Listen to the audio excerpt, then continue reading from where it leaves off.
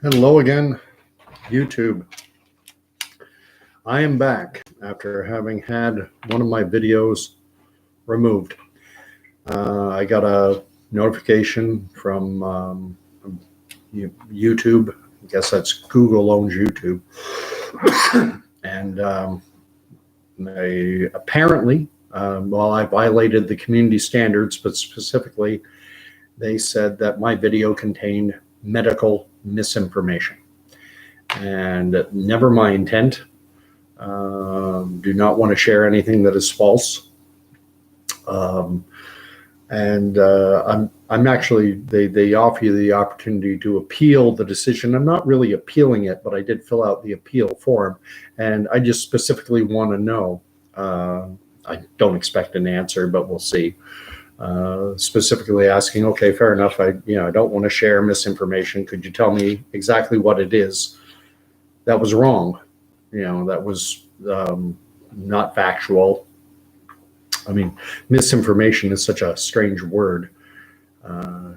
It seems to be a buzzword. I remember during George W. Bush, during his administration, I believe he was credited with inventing the word misspoke. I misspoke. And that became, I don't know if he invented it or he certainly popularized the term so that, someone didn't lie, someone would never say they lied. I misspoke.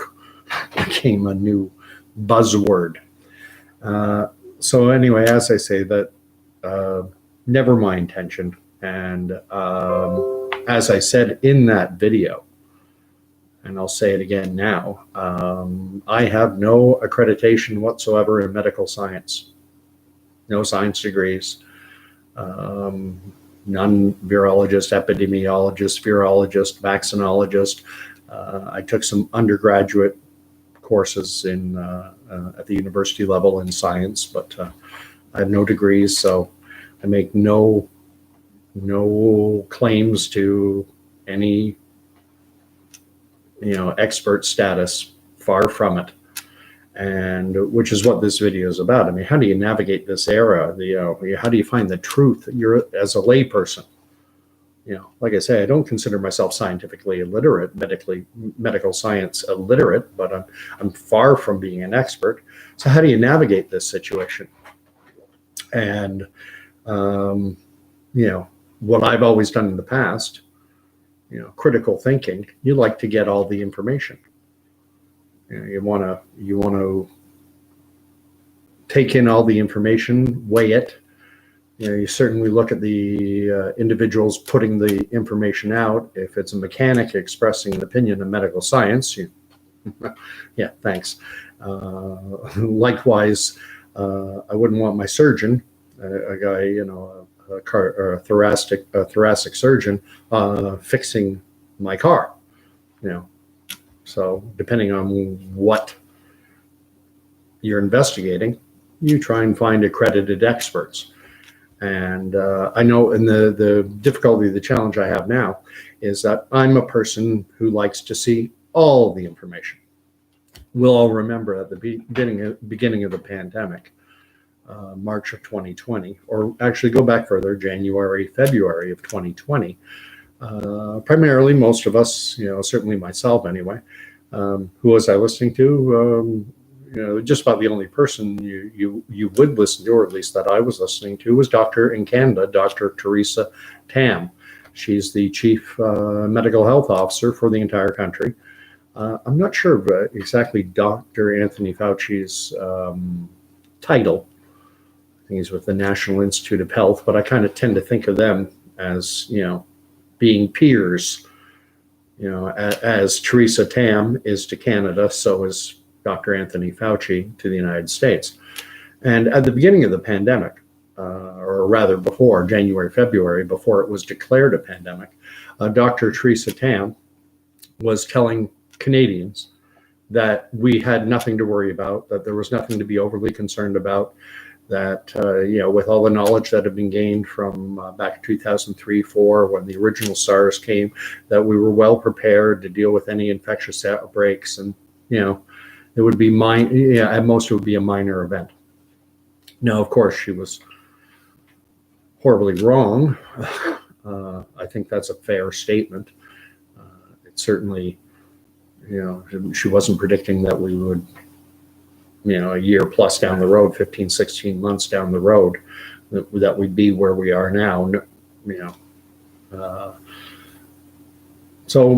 But she's highly accredited. So highly accredited people can still get things wrong because, and again, don't want to say anything that's incorrect, but as far as I'm aware, medical science or science in general, I don't believe anyone has created a machine to tell you what's going to happen in the future. And that's a lot of what what's coming down the road. People want to know, people have a desire to know what comes next. That's why we keep reading when we're reading a novel. We want to know what comes next. And so in trying to navigate anything, I look for expert opinion. And I'm not going to share anything. Last time I talked about some stuff that I'm not qualified to speak of. But, we all know that now it is being strongly recommended. This is a fact. It is highly recommended that everyone get vaccinated for COVID-19, certainly in Canada. All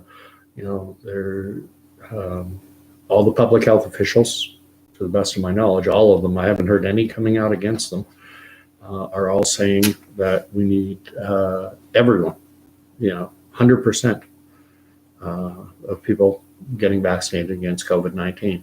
And that's, but again, as I say, speaking as someone who likes to have all the information, not just one side. I wish there had been someone on the counter side of what Dr. Theresa Tam was saying at the beginning. I wish there was someone warning.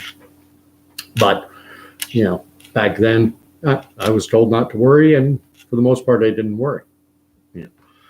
Now I am being told to worry, and I'm being told to roll up my sleeve. So you want to get all the information.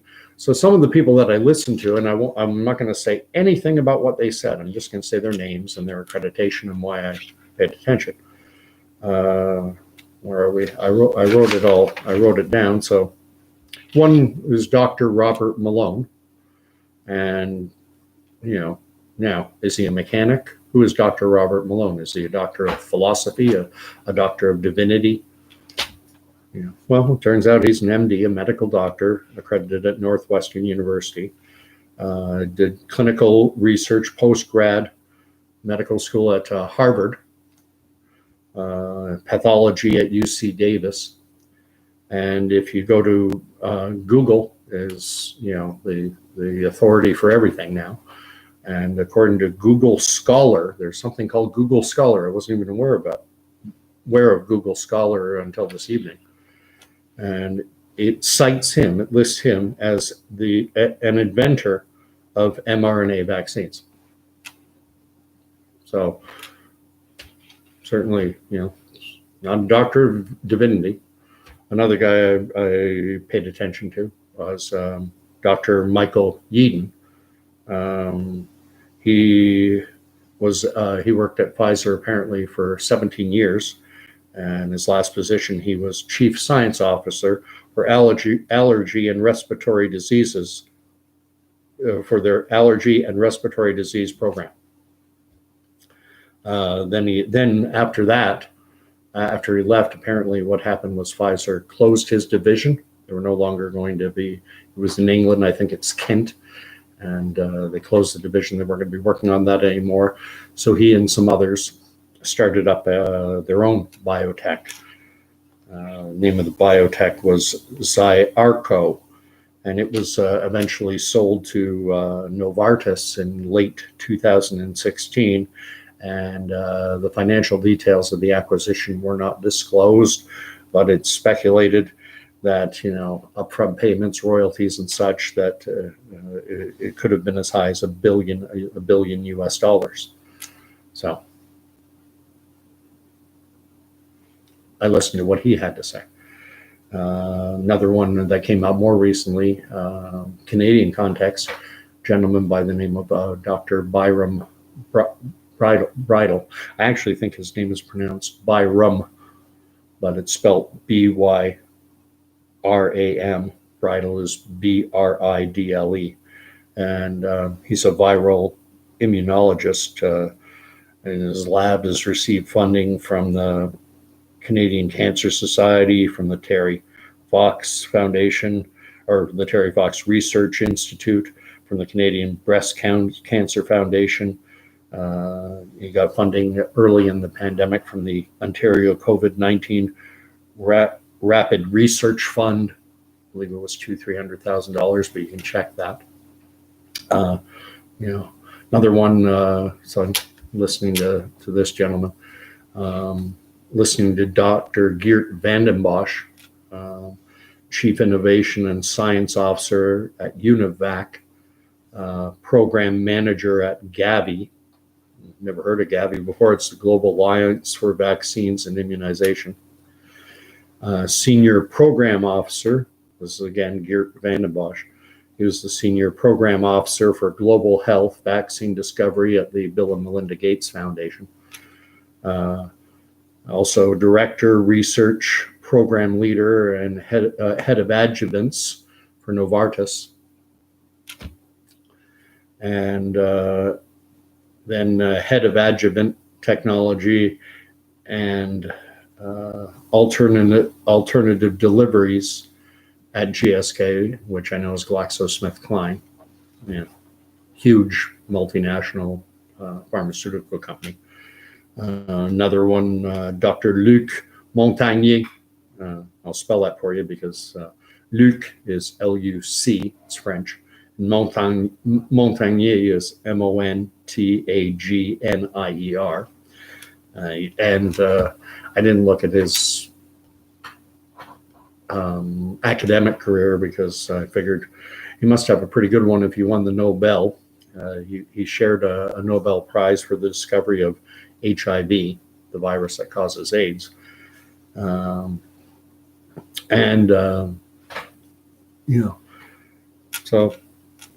1, 2, 3, 4, 5 individuals there. There are others, but it's good enough. I know that Dr. Montagnier, way back in, I think it's April or May of 2020, he put forth the idea that he expressed the opinion that the SARS-CoV-2 virus, he said that it came from a lab in Wuhan, China, which Google and the technical companies said was false information. So now, as I understand it, they misspoke, or that was, they were wrong about that. But I don't think on that front we'll ever have a 100% smoking gun, that there will ever be definitive proof one way or the other that it did or it didn't.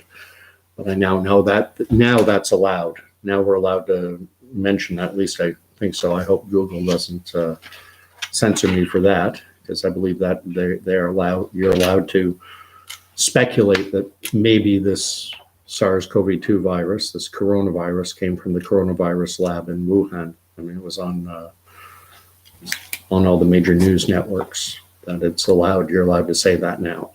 So, worrying times. I mean, it's difficult to know what you're allowed to say now. I'm trying to be good. I'm trying to, what am I allowed to say? I'm using Google's platform. They pay for it. They get no money from me. So, all right, I'll play ball. There are anyone, you can't get the information that the gentlemen's, the individuals I just listed.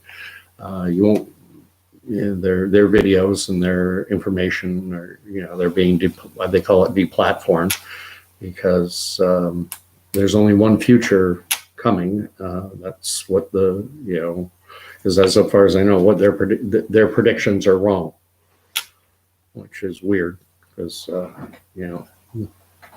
no one censored Dr. Tam when she said we don't have to worry about COVID. It's don't be overly concerned. It's not a big deal. It'll be a minor event at best. No one censored that. And it was wrong.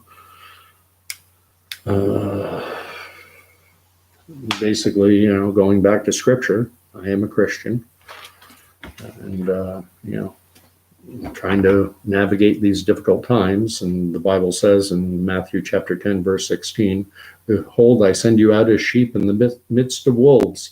So be wise as serpents and innocent as doves. Beware of men, for they will deliver you up to councils and flog you in their synagogues. And you will be dragged before governors and kings for my sake, to bear testimony before them and the Gentiles. When they deliver you up, do not be anxious how you are to speak or what you are to say, for what you are to say will be given to you in that hour. For it is not you who speak, but the Spirit of your Father speaking through you.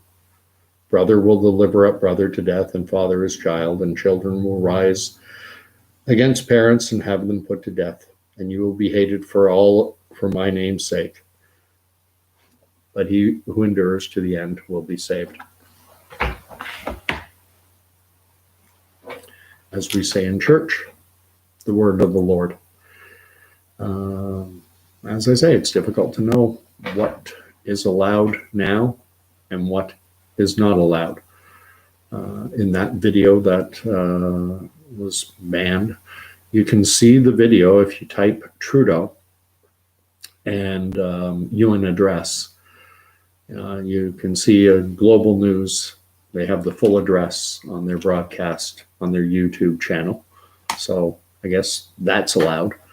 And Trudeau, during his address, he said that the pandemic is an opportunity.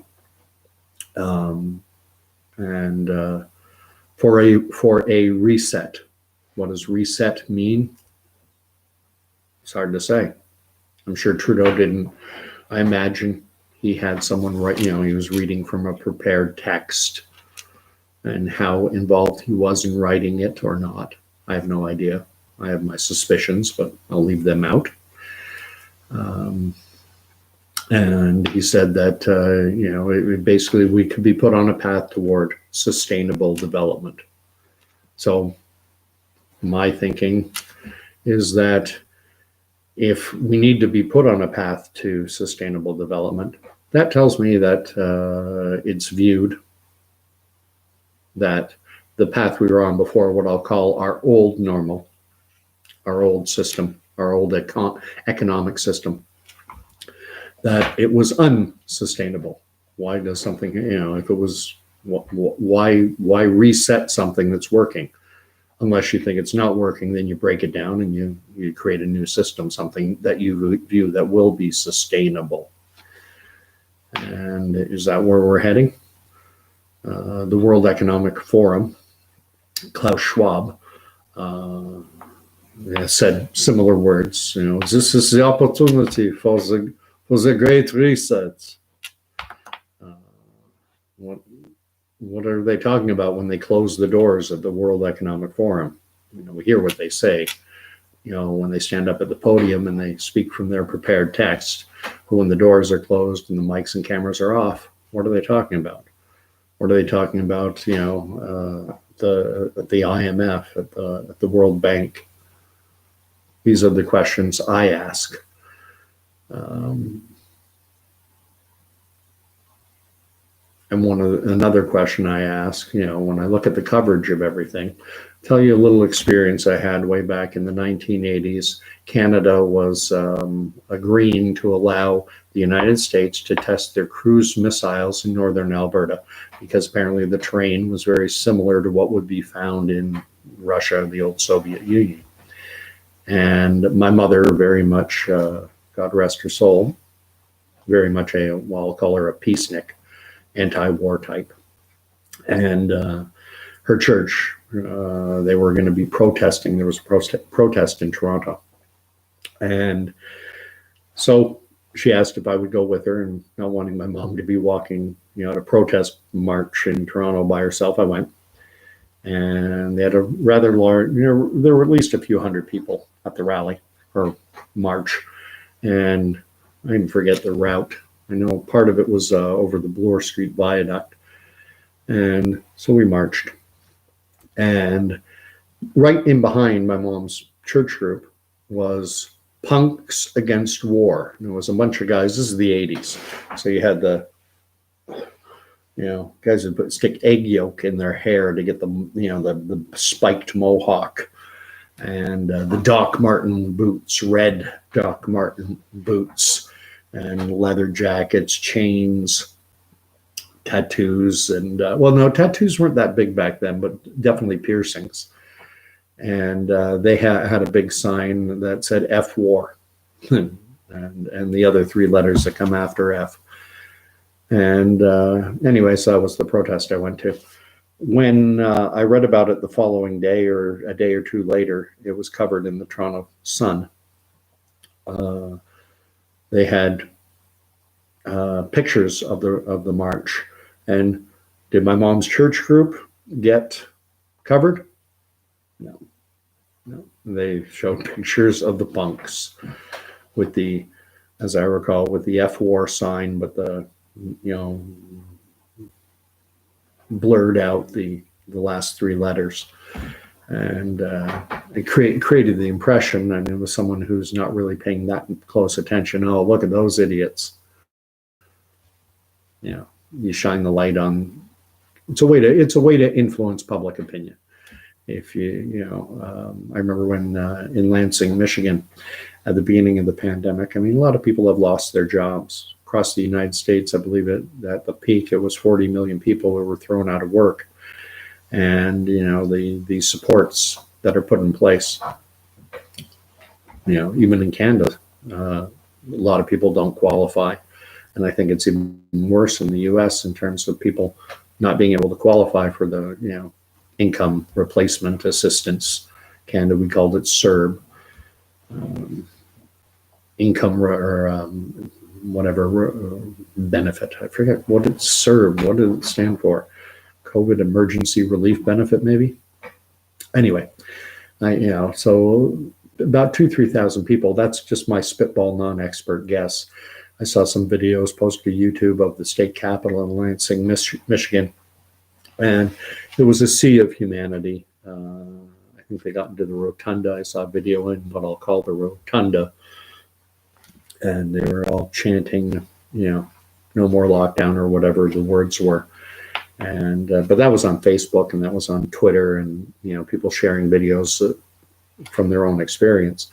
I saw Business Insider also covered it, a mainstream publication, but you didn't see any of the small business owners or people suffering. What they showed, they focused strictly on a bunch of what I call G.I. Joe and G.I. Jane wannabes dressed up in their fatigues, paramilitary type outfits, balaclavas, holding rifles, and, gives the impression, it frames the narrative, it lets people know that, if you're opposed to lockdown, then you're in that camp. If you're opposed to cruise missiles in the 80s, you're one of those punk idiot morons. And it's an old tool. It's been used for a long time. Censorship is nothing new. Censorship has been around for a long time. When the Nazis invaded Poland, one of the first things they did was to wipe out, censor, arrest, silence the intellectuals, the academics, anyone who wasn't on board with what the Nazis wanted. And that's what totalitarian, authoritarian regimes do. You have to deplatform, silence, censor, because you have to authoritarian regimes, totalitarian regimes, controlling the narrative is of paramount importance. You can't, you can go all the way back to Plato in Greece, ancient Greece, and he made the point that, even music, there's certain songs that cannot be played because music can stir the soul, music can inspire. And if the words are bad, How did the U.S. End up? Vietnam was a disaster. 50,000, over 50,000 American servicemen killed. You know, now the reason for that war was because of this domino theory. If Vietnam was allowed to turn communist, which it eventually did, then, you know, Singapore, Malaysia, Indonesia, South Korea, all these countries, it was going to be dominoes falling. And the Americans tried very hard to control that narrative, to control that the message. But the music came out, and the protests went on. And initially, they tried to paint everyone who was protesting as either being a drug-addicted hippie or a criminal, but they lost control of the narrative. They lost control. And eventually, Americans turned against the war in Vietnam. And they had to leave. And of course, as predicted, Malaysia, Singapore, South Korea, all these countries started to turn communist because that was the truth that was told. And you weren't allowed to go counter to that truth back then. Now there are people spreading misinformation about what's going to happen in the future, you know, in the next 6 months, year, 2 years. And it's wrong. You know, it's wrong, like saying the Vietnam War was wrong. Not allowed. But now, thankfully, with Google, with other, now they can keep that misinformation that from being spread. So I've gone on for just under 30 minutes, and end this on a faith-based note. Trying to navigate this, you know, COVID era. At the end of the day, the author of all truth is God. And we're called into relationship with him through his son, Jesus Christ, who died on the cross at Calvary, a blood sacrifice, because every single human being, all of us, are fallen. We've all fallen short of the glory of God. God is perfect. God is truth. We are not. And the only way we can be reconciled to the Father is through the blood sacrifice of his son. For God so loved the world that he gave his only begotten son. And I know that's not a popular belief nowadays. We live in an era where science is huge. You know, everyone thinks, you know, science and scientists are new. You know, science is the God and scientists are the high priests. And here's the difficulty I have. Let's take things. If you go to the Bible, the first words of the Bible: in the beginning, God created the heavens and the earth. Creation, the universe, the heavens and the earth, the universe. How were they created? Now, science has put forth their theory, and as I understand it, it's the Big Bang theory is the most common one, the most prominent one, certainly. And it holds, the Big Bang theory holds that all the sum total of energy and matter in the entire universe as it exists now, in the beginning, it was before the creation of the universe, it was contained in what is typically referred to as the singularity. A tiny, tiny speck, smaller than a quark. And give that some scope, you could fit like 1,000 or maybe more than 1,000 quarks on the head of a pin. Incredibly small. And then there was a Big Bang. And then blah, blah, blah, we got matter just kind of floating in space. And then call it a cosmic accident. You know, things started to come together. From out of this state of chaos, disorder, order came. And out of somewhere, life was suddenly born. You know, single-celled organisms like paramecium and amoebas maybe, and then it just, you know, we progressed, we evolved, became more and more ordered. So that's what probably the most popular scientific theory for the origin of life. That's probably the most popular one. And intellectually, I have a number of problems with it.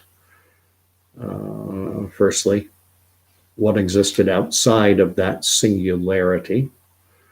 Two, Louis Pasteur, the guy who invented pasteurization for milk, he did experiments that no one has disproven, and his experiments proved or offered the highest evidence ever provided that spontaneous generation, life out of nothing, is impossible. And as I said, no one has ever been able to refute his findings. So only life begats life. Life cannot spring out of nothing. If you take a bunch of inert, lifeless particles and stick them into a vacuum and have them just float around, you can check on them in a year, in 10 years, in 100 years, in a million years, in a billion years, and in a trillion years, and they're still going to be lifeless. Only life begats life. And the other one, of course, is the law of thermodynamics, specifically regarding entropy, which is that, in the natural world, things go from order to disorder, things decay. Things don't evolve, they decay. So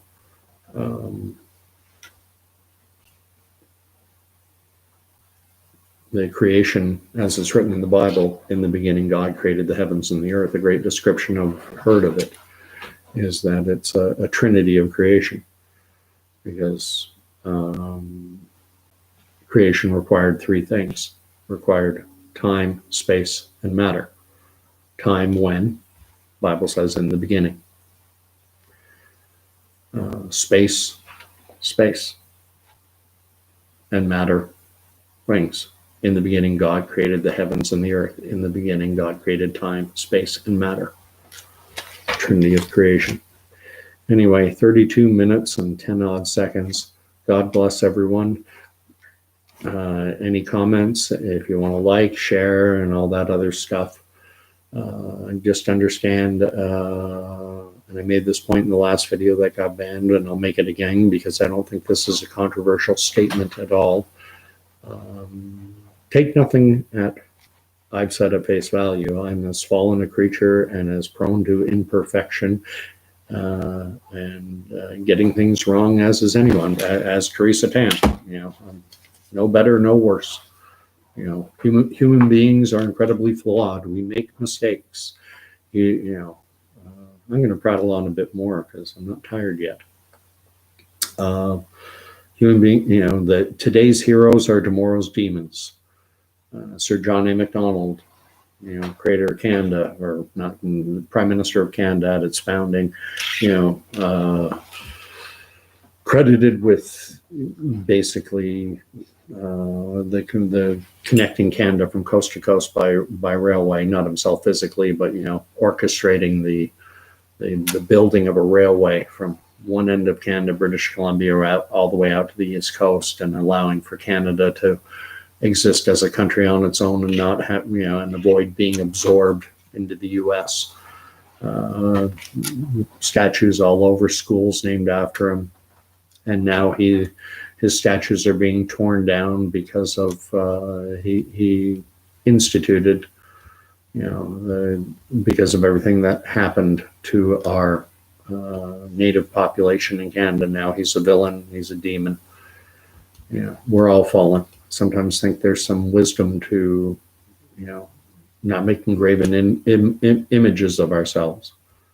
Because when you make a big statue of Sir John A. Macdonald, it's, reverence. It's, wow, look at him. What a great man. We'll make a statue of him. Well, eventually, at some point, we're all fallen. We're all flawed. And that's where I get back to Jesus Christ and why we need to be in relationship with him. He changed the world. Before Jesus came along, the world,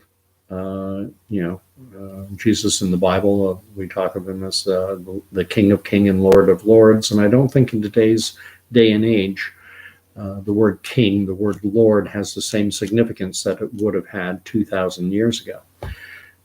Back in 2,000 years ago, a king, a lord, they have the power of life and death over people. They were worshipped, literally. Men were worshipped as gods. And again, they had the power of life and death over you. And 2,000 years ago, that changed. Jesus's God came down. I have anything I say. There's a book in the Bible called Ecclesiastes, also known as the Preacher, sometimes accredited to Solomon. And one of the things it says in there is that there is nothing new under the sun. Everything is vanity. And I like that, because any idea I've had, if it's of any value, it's probably been thought of 1,000, 1,000,000 times before by people far smarter than I. But the only ideas that I will ever take credit for are the ones that were completely wrong. And I've got a few of those. There's nothing new. So anything I say has been said before. And there was a pastor at a church I attended, John, and I'm sure John didn't come up with this. I'm sure he heard it from someone else when he was talking about how Mount Everest, a bunch of climbers in Nepal going up, wanting to climb to the summit. And there were a number of climbers in the climbing party, and they were all of different faith backgrounds. There was a Christian, Muslim, Jew, Hindu, Buddhist. So all these different faiths represented. And the Sherpa guide who was going to take them up, he said something to the effect of, there are numerous different paths, different ways to get to the summit of Everest. And he said, in a way, you could view that as being similar to your faiths. You're all seeking God, but there are different ways to get there. At which the Christian said, well, my faith is a little different. Well, it's a lot different. And the Sherpa guide said, well, how so? And the Christian said, well, in my religion, God came down. And that's what to me is the central and most important, obvious fact of the Christian faith, is that Christians, Jesus is God incarnate, God coming down, the Word made flesh. So anyway, I'll leave you there. Now it's under 40 minutes. Prattled on long enough. God bless. Hopefully this one doesn't get taken down. I don't think I've said anything that could be construed as misinformation. So we'll see. And if this one does get taken down, the first one I had taken down, I'm told it's a warning. We're a little, don't do that again. I'm told that if I violate community standards a second time, then I get a week's jail sentence for sharing for whatever. And then I won't be able to upload, won't be able to comment or do anything. So don't want that to happen. Unfortunately, I always say I'm going to end and then I don't. When you go to church, quite often you'll hear the pastor, the minister, the reverend, they'll say, and now I want to get to my final point, just to wrap things up. And then 10 minutes later, they're still going on. Guilty. And in sidetracking now, I forgot what I was going to say. It's what happens when you get old. You go down one path. If you don't stay on it, your feet fall off. I'll leave it. So keep well, and we'll see if I get to do this again or not.